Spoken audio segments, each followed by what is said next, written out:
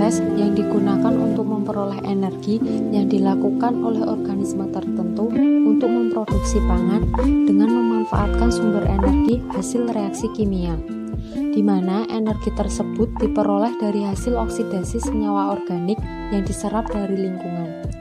Kemosintesis sering disebut juga sebagai proses pembentukan glukosa atau karbohidrat.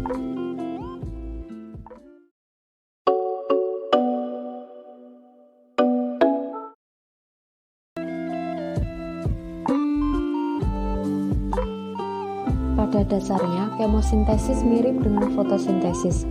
Keduanya merupakan reaksi asimilasi yang menyusun senyawa anorganik sederhana menjadi senyawa organik kompleks. Reaksi kemosintesis berlangsung di sitoplasma sel, di mana akan terjadi perubahan senyawa kimia menjadi makanan. Dalam prosesnya, kemosintesis menggunakan reaksi redoks untuk memasok energi yang dibutuhkan untuk memproduksi karbohidrat dari karbon dioksida dan air.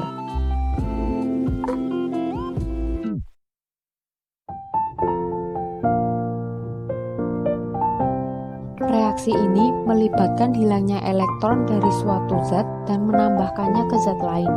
Kemosintesis banyak dilakukan oleh bakteri guna memperoleh glukosa. Mereka kebanyakan merupakan bakteri yang tidak berklorofil. Proses ini berawal dari bakteri memperoleh bahan anorganik dari lingkungan sekitarnya, kemudian merubahnya hingga menjadi bahan lain dan menghasilkan energi. Energi ini nantinya akan digunakan untuk menangkap molekul karbon dioksida dari lingkungan sekitarnya. Karbon dioksida ini nantinya akan masuk ke dalam siklus Calvin dan pada akhirnya didapatlah glukosa.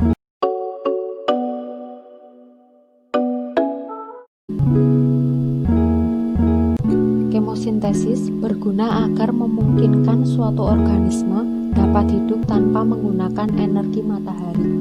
Kemosintesis banyak digunakan oleh mikroorganisme laut bagian dalam untuk memproduksi biomasa dari satu molekul.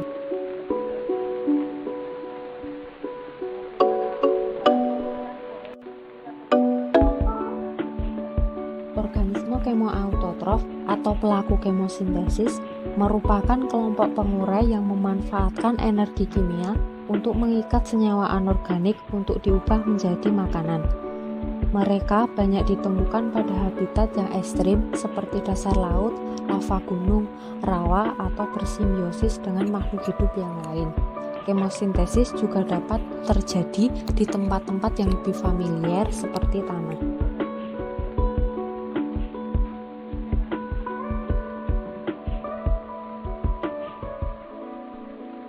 Bakteri nitrifikasi merupakan bagian penting dari siklus nitrogen.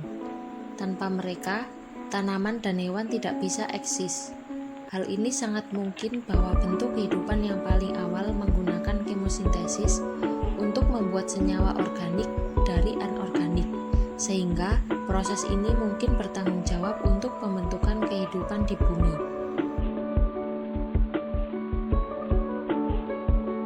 Para ilmuwan telah mengusulkan sejumlah cara di mana kemoautotrof dapat dimanfaatkan dengan baik. Misalnya, digunakan untuk menghasilkan metana untuk bahan bakar. Mereka juga dapat digunakan untuk detoksifikasi beberapa jenis limbah beracun.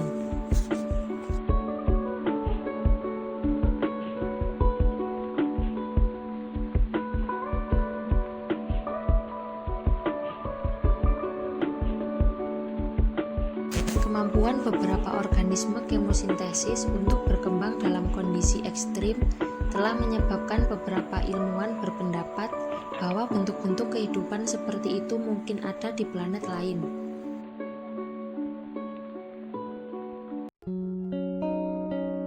Percobaan menunjukkan bahwa beberapa organisme kemosintesis mungkin bisa bertahan hidup dan tumbuh di bawah permukaan Mars, dan telah berspekulasi bahwa jejak metana yang ditemukan di atmosfer Mars mungkin hasil dari aktivitas mikroorganisme metanogen. Lokasi lain yang mungkin untuk kehidupan di luar bumi adalah es penutup bulan Jupiter, Europa, di mana air cair diperkirakan ada di bawah permukaan.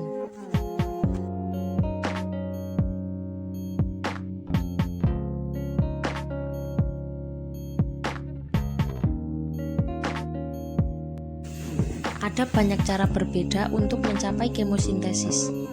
Persamaan untuk kemosintesis akan terlihat berbeda tergantung pada sumber energi kimia yang digunakan. Namun, semua persamaan untuk kemosintesis biasanya meliputi reaktan dan produk. Reaktan merupakan senyawa anorganik yang mengandung karbon, seperti karbon dioksida atau metana. Sedangkan produk merupakan senyawa organik seperti gula atau asam amino.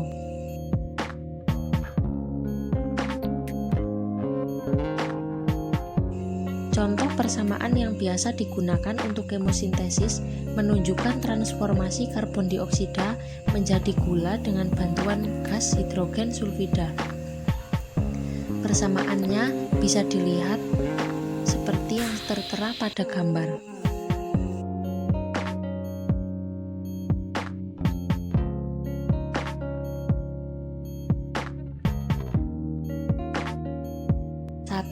Bakteri belerang.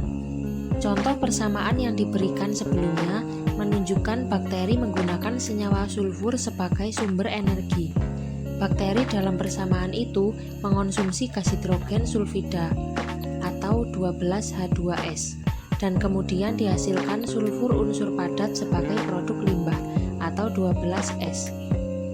Beberapa bakteri yang menggunakan kemosintesis menggunakan unsur sulfur itu sendiri atau senyawa sulfur yang lebih kompleks sebagai sumber bahan bakar, alih-alih hidrogen sulfida.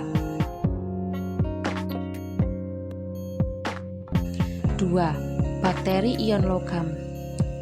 Jenis bakteri yang paling terkenal yang menggunakan ion logam untuk kemosintesis adalah bakteri besi. Bakteri besi mengonsumsi ion logam terlarut di tanah dan air, lalu menghasilkan gumpalan besi-besi yang tidak larut seperti karat. Ini dapat menodai perlengkapan pipa, bahkan bisa menyumbatnya. Namun, bakteri besi bukan satu-satunya organisme yang menggunakan ion logam sebagai sumber energi untuk kemosintesis.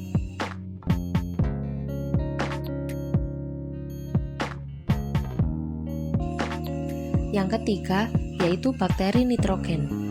Bakteri nitrogen adalah bakteri yang menggunakan senyawa nitrogen dalam proses metabolisme mereka. Sementara, semua bakteri ini menggunakan elektron dari senyawa nitrogen untuk membuat senyawa organik. Mereka dapat memiliki efek yang sangat berbeda pada ekosistem mereka, tergantung pada senyawa apa yang mereka gunakan. Bakteri nitrogen biasanya dapat dibagi menjadi 3 kelas, yaitu bakteri nitrifikasi, bakteri denitrifikasi, dan bakteri pengikat nitrogen.